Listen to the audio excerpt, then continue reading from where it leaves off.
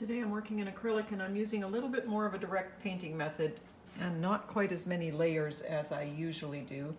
And I'm just using opaque colors, which again is different for me, except for the beginning wash, which I drew out this little calf, and then as you can see here, I caught some of the main lines with ink, just a little bit to guide me. Then I washed in the whole area with a mixture of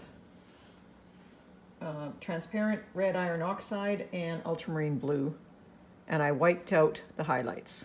And now I'm going in with the darker areas for detail, and I started with black and allowing some of the underpainting to show through, and then I've gone in with black in some areas, and then a color called violet oxide, and next was a color called red oxide, and then I brought in yellow oxide and I combined it with the red oxide to get my next lightest color. So I've just been going around the painting wherever I see an area that's a little bit lighter. So these are already done. These areas I'm just showing you where the color was. And then that was the violet oxide. Here was the red oxide. So a lot of these areas have the red oxide, which is a little bit brighter than my reference photo, but whenever I can, if I can go a little bit brighter on these generally muted paintings, it gives it just a little bit more life.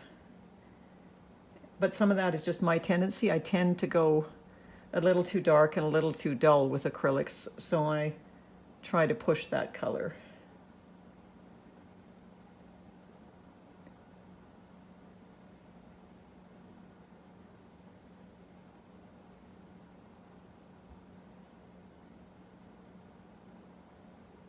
So now I've got my mixture of red oxide and yellow oxide, and that's going to provide my next color. So I'm just going around filling in areas in increasingly lighter tones.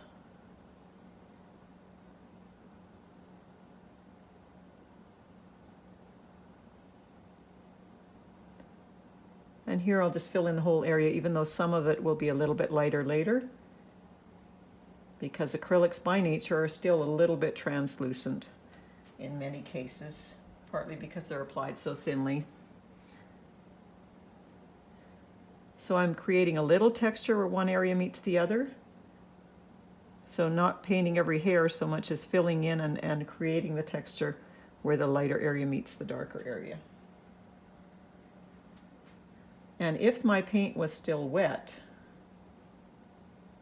I'll go back in with the lighter yellow here and show you.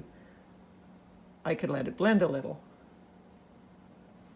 Well, here I'll use the red oxide coming in because this area is still a bit darker.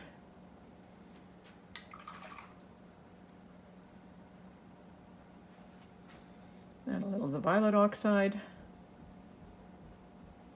And then I'll come back in with the color I was using. And if they wanted to blend, they could.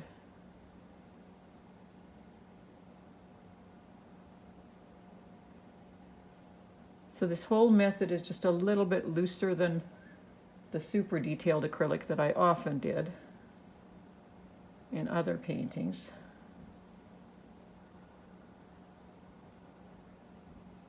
You can see I'm working from a monitor here. And I used to always work from photos, and then as the eyes got a little bit older, I worked from enlarged photos, and then I started working from monitors, and I really like it. First of all, you don't have to print out your photo.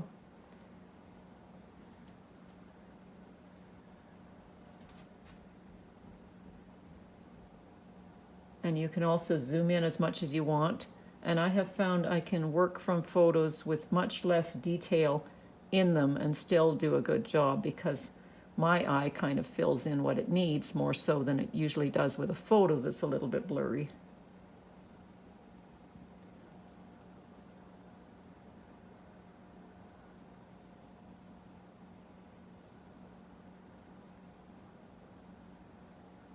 It's not hard to make colors more dull. So start out a little brighter if you have that tendency.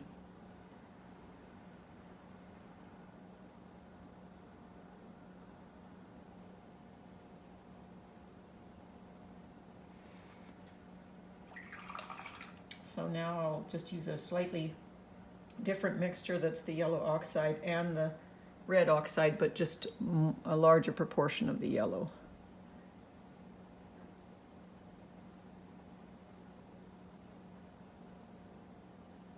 Yeah, it's really subtle. So I'm going to add a little bit of white to it for my next mixture.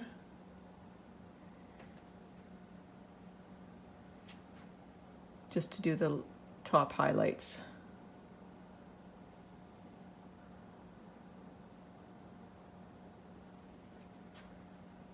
But I will mix up the colors for my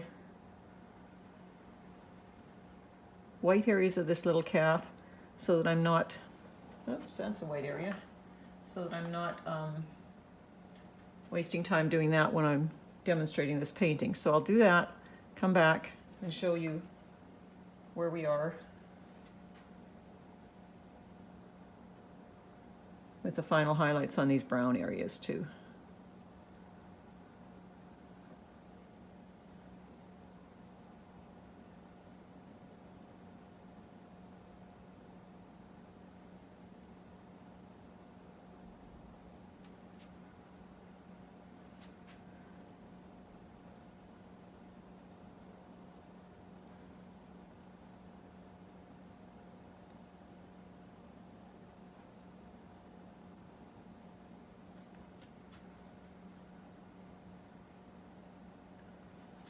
Here's an example of bringing in a little bit dark and just letting it blend.